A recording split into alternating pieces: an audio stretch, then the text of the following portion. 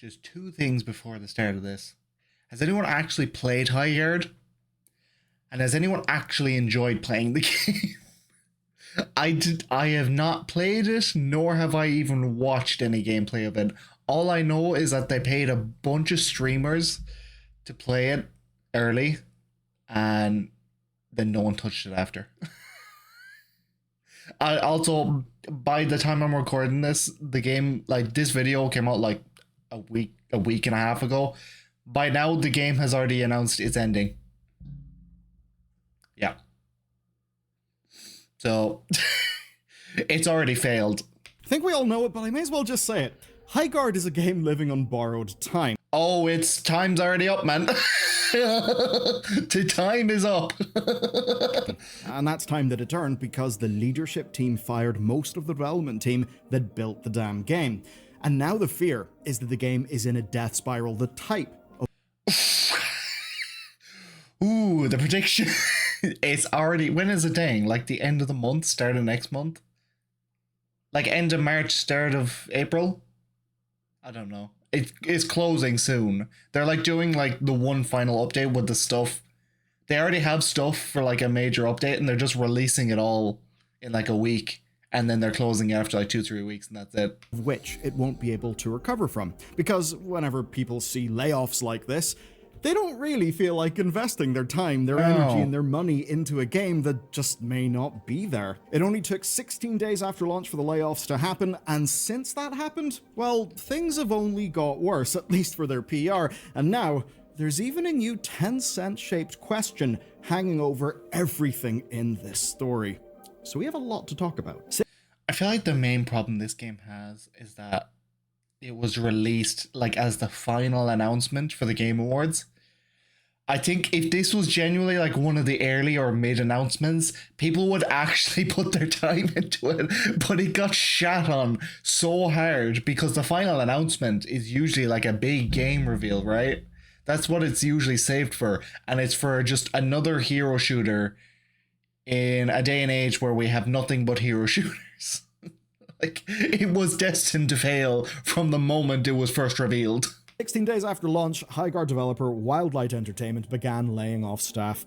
People posted on LinkedIn saying that, quote, most of the team was gone. Wildlight then confirmed it, stating that they decided to, quote, part ways with a number of our team members while keeping a core group of developers to continue innovating on and supporting the game. One of the people let go, a level designer called Alex Grainer, was a bit more blunt. He said, this one really stings. There was a lot of unreleased content that I and others had designed for Highguard. So Oh yeah, no, they're releasing it already. They're releasing it in like a week or something. Just to like put it out there, you know, it's already done, so just throw it out before the game ends. what we see in that is there is lots of content that exists on the servers that team has, and the skeleton crew that remains can probably ship that content. But obviously, there's concerns for the future. Concerns that only got bigger when the game's website went down. Ooh. For many people, especially seeing even the site go down, it was a clear trend that Highguard was firmly on the way out and would be dead. Why would you make a hero shooter though? Like realistically, if you're gonna make a first-person action game, like I'm not even gonna say a first-person shooter because there's like so many mechanics that go into a hero shooter. There's like a lot of melee mechanics, a lot of like all the skills, ultimates, everything. There's such a diverse weapon lineup that you can make with all those. Like you didn't even need to make a hero shooter. You could have made like kind of something like Night Rain, you know, where it's like you team up against like there's like a time limit, you team up, you fight bosses, whatever, something like that, you know. It's like, would it survive? Probably not. Like Night Rain is going because it's Night Rain, it's Elden Ring, people are gonna play it, I still play it, but you know, it probably would have lasted longer than this has.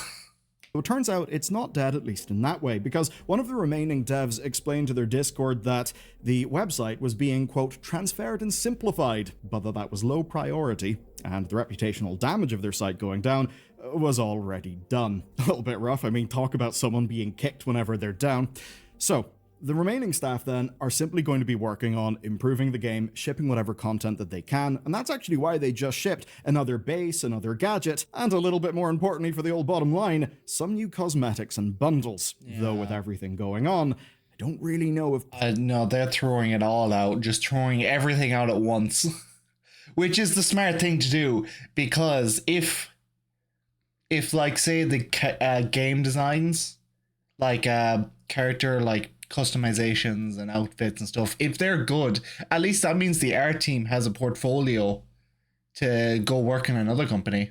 So players will feel able to invest. it's not I mean, it's a loss for this company, but it's not a loss for the people working there if like the actual character designs and the art direction is good. Cosmetics and bundles, even if they like the game. And the only way that'll change is leadership from this team just coming out and saying, cool listen, this is the situation. This is how long we can run for, all of those things, so that people don't feel like there's a massive air of uncertainty over even supporting the game, which is a bad place to be if you're someone who likes that game and wants to support it. You just won't feel like you can. I don't think anyone does like it. Like, if you're playing a hero shooter, you're gonna stick to the one that you've already invested time in, like Overwatch or Marvel Rivals. You're not gonna switch to a new one. Like, playing a hero shooter is like playing I don't know. I don't know. It's you know what, actually, I know. It's like playing a fucking Minecraft world.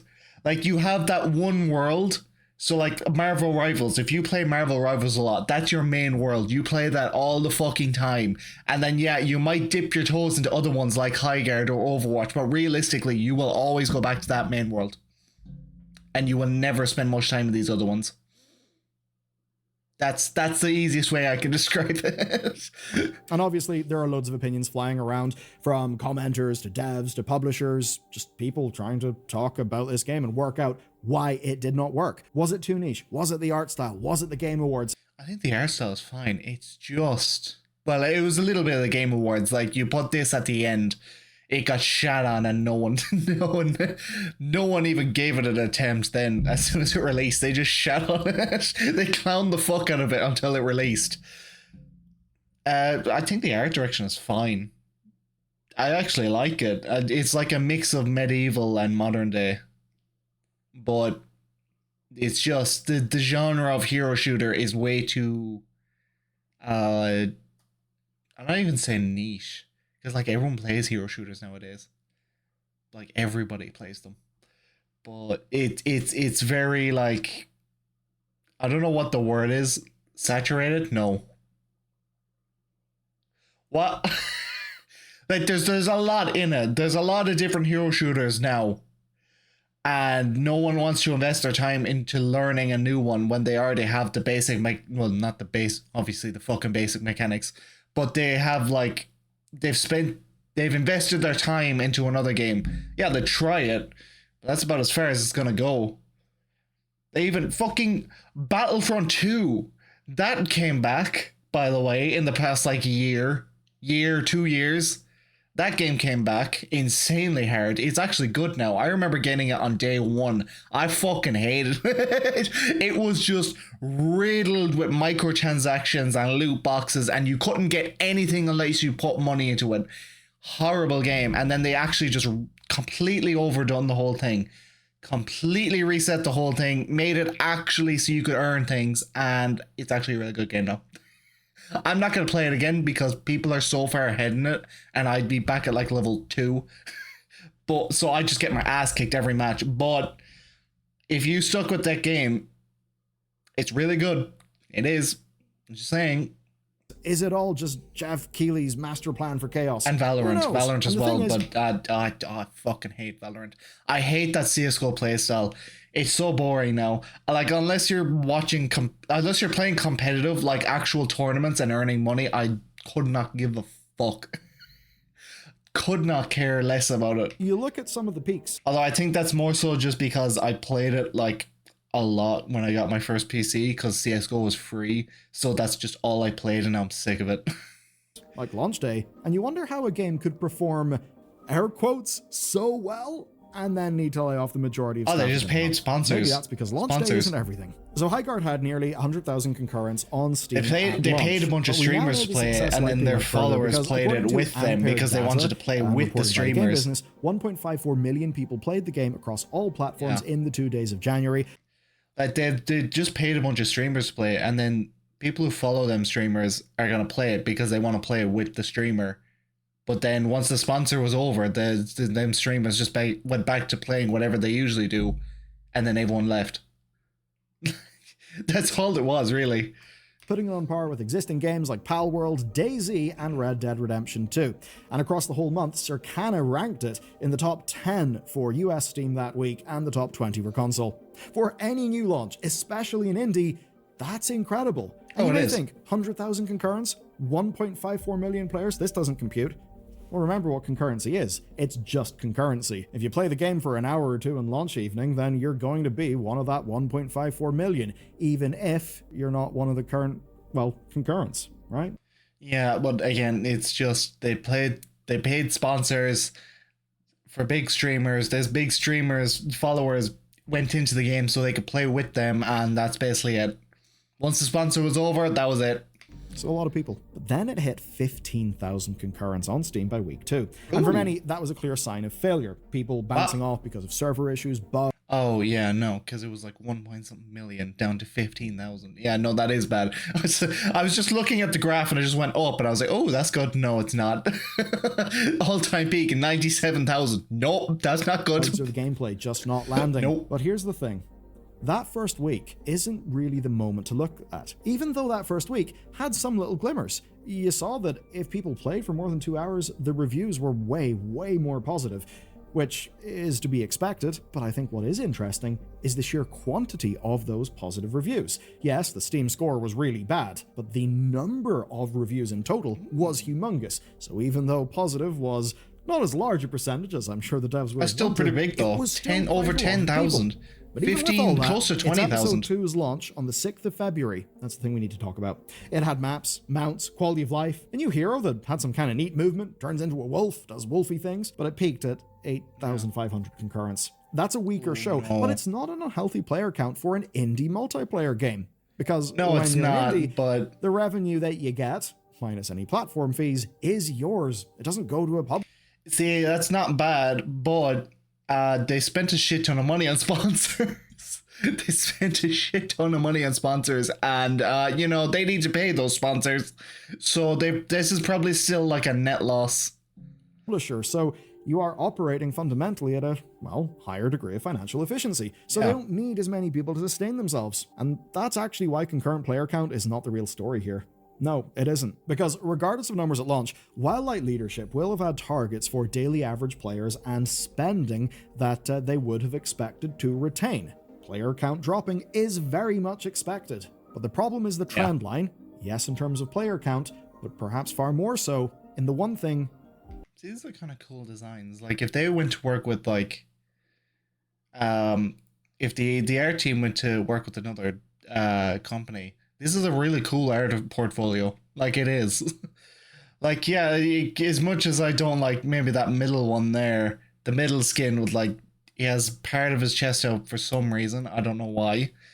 But say the fucking dude here on the right with the big red coat. That's cool.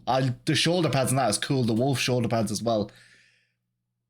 That's a really cool portfolio. So at least the art team has something to take away from this.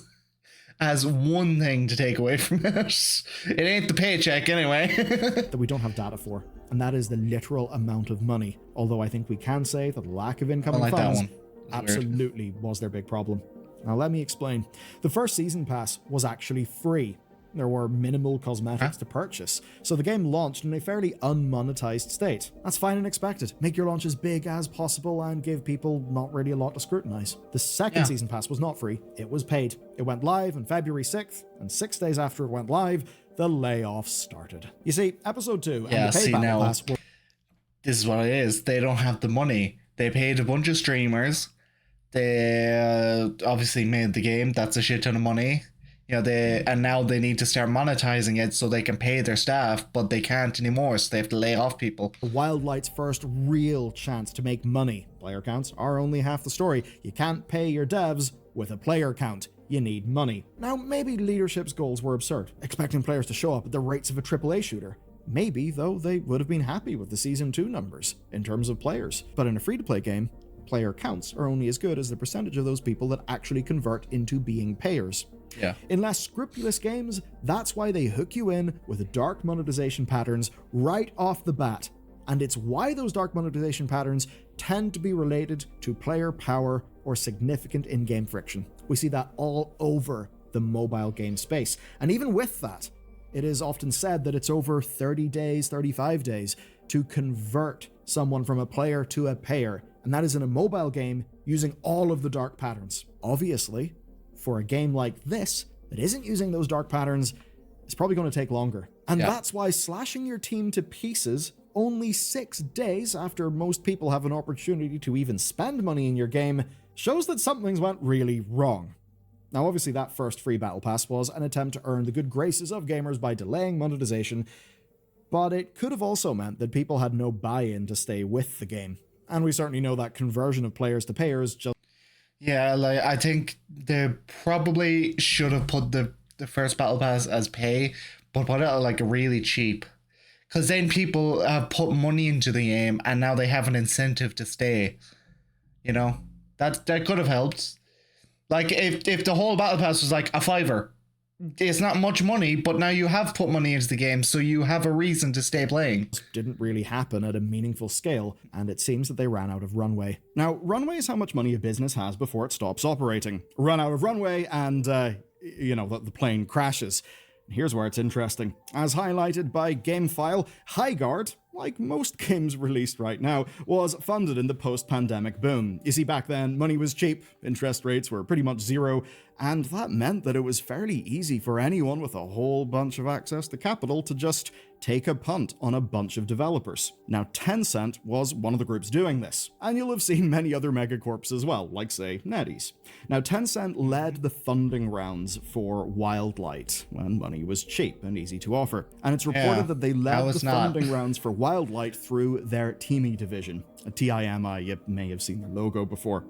But what's important here is they don't actually own the studio, right? So this is still an independent studio in terms of its ownership structure, although, yes, some equity probably will have been given up. It's probably a situation like that. So Tencent then were seemingly one of the largest financial backers, but they don't have majority ownership of the company. That means they're not in control of the company. So at best, they're a minority shareholder. Yeah, so basically Tencent just supplies them the money and they make the game. And that's the long story short of it. Tencent gives them the money and they do what they need to with it. Like they are with many other studios, like, say, Larian. Now, maybe Tencent's investment came with an option to convert into ownership if the company succeeded, but obviously it didn't. But that stuff was going on in 2022, back when the team was 28 people and, quote, fully funded. 2026 is a different story. Now, Tencent funded the team until launch. That seems like a pretty simple sentence, doesn't it? But there's actually a lot inside it, because... But when a game launches, you'd expect it to make money. That's... Like, it makes sense, though, like, when they stop funding after launch, because that's the point of, like, okay, here you have your product, this is where you make your money, and they just didn't make money off of it. Are they funding it to the intended launch of the game, when it's in a perfect state and ready to go? Or is it that the development team received a certain amount of money, and they've now just had to ship the game whenever the money has ran out? That's the thing, projects can be uncertain, things can be delayed, and quite often, if a game is failing at launch, it's often because it wasn't supposed to launch that way. It's rather that the budget ran out, and they basically had to ship whatever the hell they had. Highguard shipped. The alternative was probably going bust. Right, but I don't think there was any bugs in the game, was there? Like, I don't think there was any bugs at all in the game. People just didn't find it interesting. And that was it. That was the main problem. So, like, the game seems fairly finished and polished, but it's just the concept.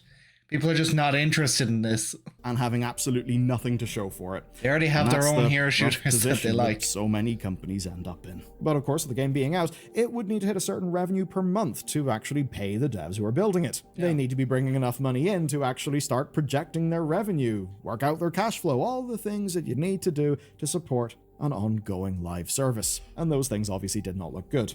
That meant the leadership were faced with a choice.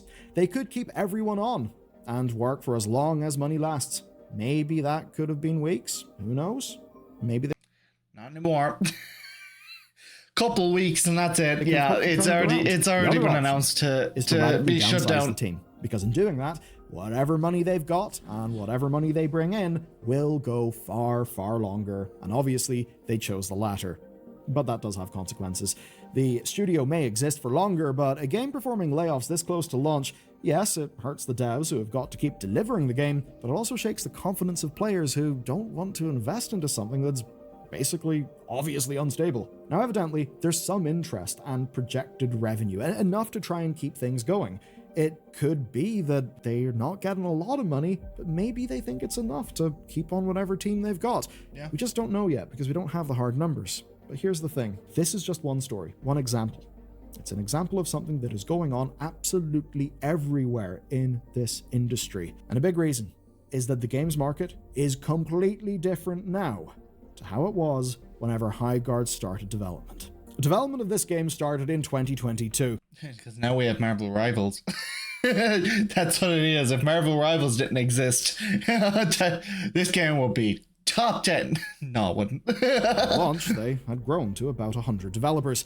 Now, even in an era where smaller teams are being pitched as the solution to everything, well, that's not a lot of people for a live service. I don't think smaller teams are the solution to everything. I think just a passionate team is the solution to everything. Like, sure, Silksong released and it has 3 developers that made the entire game. But that's because they spent years and years at it. It was originally a DLC and then it became a full game. But that's because that's people who are passionate for the project they made since the original Hollow Knight came out. You know, it doesn't mean it doesn't have to be an indie company. It doesn't have to be a small studio. It just has to be a team that has a direction, that has passion for the project, and it depends on what kind of game it is, but it should succeed. Hey, Joe, 85% of you is not subscribed. Do you know what I call that? Bitch mentality. So subscribe and turn on notification bells so you can get notified for every video that I upload. Anyway, back to the video. Service game. Because to keep up pace with a live service game, you just do need a shitload of people. If you've ever wondered why live service games seem really slow to change in big, meaningful ways, it's essentially that reason. But unlike the AAA live services they'd be competing against, while there's no publisher for Highguard, there's no other revenue stream to pick up the slack, and in 2026, clearly no funding partner to step in and take a punt on them. The new normal is fairly simple then. If a bet made in the post-pandemic era fails, the studio just dies.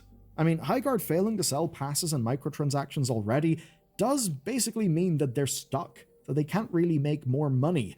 All they can do is save money by cutting away their team and hoping they can make the line go up later. Now, you may be thinking, surely this wouldn't be a problem if the launch of your game correlated with you getting money, such as by charging for the game. You could look at Arc Raiders. That's a game that did that, launched as a paid product. That would have helped with the upfront money. It would have helped with buy-in because, funnily enough, Doesn't even have to cost a lot, like tenner. That's all it has to cost. people who have bought a game are people who are willing to hand over money. They'll actually convert better into ongoing payers. Well, as good as that may sound, they didn't have a big brand, they didn't have other revenue streams, they didn't have the big publisher backing that, say, Arc Raiders had with Nexon, and clearly, in terms of launch quality, they did not have what they would need to justify a price tag. So even if a price tag could have helped their immediate financial position, it wouldn't have worked. I think a big thing is, yes, if you put a price tag in your game and it launches with immediate, amazing product market fit, boom, you're minted. Helldivers, Arc Raiders. But if you launch with a price tag and you haven't achieved product market fit, you're just going to be immediately executed. Take a look at Concord. It's a perfect example of that. Now we see other games. Dude. I'm not even joking when I say this. I didn't know Concord was a game. For like a year, I thought Concord was a game company. And it shut down because the game they made was ass. I didn't realize Concord was the game. I don't even know what it was. Just another hero shooter, wasn't it? That's all it was. I didn't. I'm not joking when I say it. I didn't know it was a game. I thought it was a game company that like Sony put a bunch of money into because they thought they could make good games and they didn't, and they shut it down. No, it was just an actual game that they put a shit ton of money into and nobody played. Games like, say, Spectre Divide that have tried to come into this shooter space as a free-to-play and have not worked. We fundamentally haven't seen big sustained successes here, and in the previous video we did in Highguard, we talked about a bunch of other shooters, some of which... Okay, why when you're making shooters, why does it have to be a hero shooter? Why can't you just have like a TDM, you know, a TDM free-for-all, you know, Call of Duty or Battlefield style shooters? Why does it have to be hero shooter all the time? I'm getting sick of hero shooters, man. I don't even play them anymore. Are really, really good, that it came out and that people were completely unaware of. Now, when we take a look at the games that are more successful, like Marvel Rivals or Arena Breakout Infinite, slick title there, chaps, well, those are succeeding off the backs of humongous investments at a scale. Okay, well, Marvel Rivals succeeded because it's Marvel. That is a massive IP to be using. Like, that's what the main like hook and attraction to this game was, is that it was Marvel. It was a Marvel hero shooter. That was the main attraction, and then it ended up being actually really good. Designed to peel players away from whatever their game of choice is. Now, there are niche titles like Supervive or Mecha Break that have got great reviews, but even their player counts are dwindling. And like everything else about Highguard, there is no one solution to suggest here, though I do have a few. And as leadership cuts this team down, the real takeaway is that even compared to a decade ago, second chances do not exist. And it's all contributed to something I see in the comments, something that I feel myself. Where the fuck's all this money going? Like, what is actually the deal? Why does the games industry look like this these days? And you know what? I think I have a few answers. And I have to say thanks to Highguard because it helped me get to them. Okay, I've got a fundamental belief about games in this space. I think they are played a bit more like sports. So a League of Legends player could be playing League for like 10 years. And it doesn't matter to them that there isn't a humongous, fundamentally crazy new amount of content or a new amazing campaign to get immersed in, because they're playing League like it's a sport. The same thing goes for Counter-Strike. Same thing went for Overwatch in some ways. It goes for other games like your Rainbow Six Sieges. Basically, those competitive, kind of default multiplayer team shooter games. What I think has happened is our industry has looked at those games being successful, and it's tried to fight for those players, right? So say Ubisoft trying to fight Call of Duty, trying to fight them for their own players. Now, I understand doing that. And if you're a big AAA, you have all the money in the earth. I will say XDefiant was actually fun, but they just didn't add anything to it.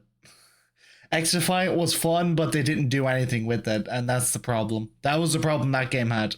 Maybe you can actually pull that off, but for everyone else, it does seem a bit silly. It's like, you know, a whole bunch of people play this ball game called football, which I know can mean several things depending on where you are in the world, but whatever. Yeah. It's like seeing that and thinking, this is great market validation that people enjoy ball-based, team-based sports. Okay, we're going to design and launch one with a humongous team, and we're going to peel away fans of football to our new game. If I put it like that, it would seem absolutely preposterous. And then you got basketball. You have basketball. I'm guessing that's how basketball was made. Because these are games, but they're games that people play more like they're a sport, like they're that kind of default thing. So I think the games industry has spent inordinate amounts of money basically just trying to do that, trying to dethrone incumbents. But when I look at the games industry over the scale of decades, I think what you see is that's the wrong thing to do. You don't try to kill the current incumbent by... You try to bring in a new player base. Something of the same genre. You don't dethrone Coca-Cola by having a slightly different formulation of Coca-Cola. No, you get some sort of new drink. No, you get Pepsi. That's how you make Pepsi. You change the formula, but it's still cola. Cool thing that the market... Cola. Why did I struggle to say that? You get Pepsi, different formula, it's still cola. There we go. Hasn't seen that pulls people away from Coke because your offering is new, genuinely different. I think that is why so many of these games have failed. Spectre Divide, Counter-Strike, but a bit different. Valorant, Counter-Strike, but a bit different. but with Riot money, Riot backing. The scale factors that an indie team like this one just obviously could not pull off. But even with that said, there is a new modern thing to think about, and that is how immediate success is almost needed. You see, years ago, Fortnite and Rainbow Six Siege genuinely struggled with their launches, but they found their feet and they became industry giants. Dude, I remember playing Fortnite when it came out. I remember like season 2. Well, season 2 has like the fucking Black Knight and Floss and all that shit. That's where it found its footing. The season before that, season 1, I played one match and I landed on a building and all I found was ammo. I found no guns, not a single weapon in an entire building, nothing but bullets. I walked out and I got shot immediately and I uninstalled the game. And then I reinstalled it in season 2 because everyone was playing it. Basically, they had the funding they needed to grow through the rocky periods and to find product market fit whenever their game was there as a live thing. God, how old is Fortnite now? It's like 9 years old now. Fucking hell. I would have been 13 playing that. 12, 13 playing that. I'm fucking 22 now. Oh my God. Time was going by quick, man. It literally took time. But in this case, that's obviously not possible. And we can think why it isn't possible. And there's a very obvious reason. They literally couldn't afford to do it. So we then need to ask ourselves, how could they have afforded to do it? And here's my contention. A bunch of developers with AAA skills, AAA, norms, because that is just where they worked, tried to dethrone AAA. Okay? Now they did that by making a game that looks and feels AAA. Like the fidelity of the models, even some of the art style things. Yeah, it's trying to take on AAA by looking and feeling like a AAA. But the problem is, that's really goddamn hard and expensive to do. All of those models. That's basically impossible to do because people, again, like I was saying before, people have invested their time and money into these other games. They're not going to switch it. Like, they'll try it, but they're not going to switch. All of those skins, that takes a lot of money and a lot of time. And the higher your fidelity is, generally speaking, the harder it is to iterate and iterate and iterate. Which maybe means that the high guard that we got is just a bit of a plan that they felt locked into. Now, in another world, where they chose an art style that wasn't as high fidelity, one where they didn't decide to be independently AAA, but rather decided to be an independent that can become AAA. Maybe if they more fully embraced what being an independent studio means, especially financially, then they could have pulled it off. But equally, maybe it wasn't possible because of their funding. A lot of venture capital money was going into games in this period of time. Those types of VC bets are not designed for sustainable growth. They are designed. Do you know something? This is a different topic. It's kind of similar, but I'm not talking about Hoggard. I'm talking about the fact that we're now in the part where we've gone past all the like COVID shitty sloppy games that were made when people were like talking to each other over fucking phones and shit, not in an office, not in the same building, not able to properly communicate. And games are actually getting good now. And I am so happy. Not even just games, movies and TV shows, man. There's actually some good shit coming out now, and I am so fucking happy. I am so glad we're past that era. Because there was, for a time now after COVID, there was just nothing. There was nothing. I was nothing coming out at all. I'm so glad we're past that. For real big fucking humongous fast growth whenever the damn thing launches. And that would mean that they would probably only be able to get funding by saying, we're going to make a AAA looking game that can compete with AAAs, just that instead of all of the money going to our old friends at Electronic Arts, they'll be going to us and to you, Mr. Venture Backer. And by the way, as people who have ran big AAA live service games, here's how the finances of them work. Look at this, isn't it fantastic? Perhaps you can see how the funding model of games fundamentally... Can't see shit now. I think you put the wrong thing up here, man. ...defines what those games can be. And that perhaps is one of the reasons why this whole post-pandemic boom type of just wave of games has felt the way that it has. And now what will happen is those laid off devs will either decide to go back into AAA, where it'll be extremely hard to get a job, and where that will be getting a job, at the big behemoth that they wanted to leave, right? Not wanting to be... I think the only people in that company that have a chance are the art team. And it's because they have like an actually like high quality portfolio. because the characters and the design and all that is very detailed. So under the yoke of one of those megacorps. And yes, it is the case that Wildlight was never some tiny little self-funded indie, absolutely. But even though they'll have got funding from a bunch of those external partners, the company still is responsible for itself, right? It still is certainly a lot more independent than if you were working in a studio that was wholly owned by a big AAA publisher. So they'll either have to go back to that, or just, go to a different industry, which probably won't be good. Those people are certainly capable of fantastic things, just in another environment. Look at, say, Expedition 33. For all the grief that people give Ubisoft, well, Expedition 33 is a bunch of Ubisoft people, and a bunch of people for whom it was their first job in the industry. yeah, because at the end of the day, well, when it comes to I think indie games are always better because they don't have someone breathing over their neck like, oh no, we need this, we need this, we need this. No, you don't.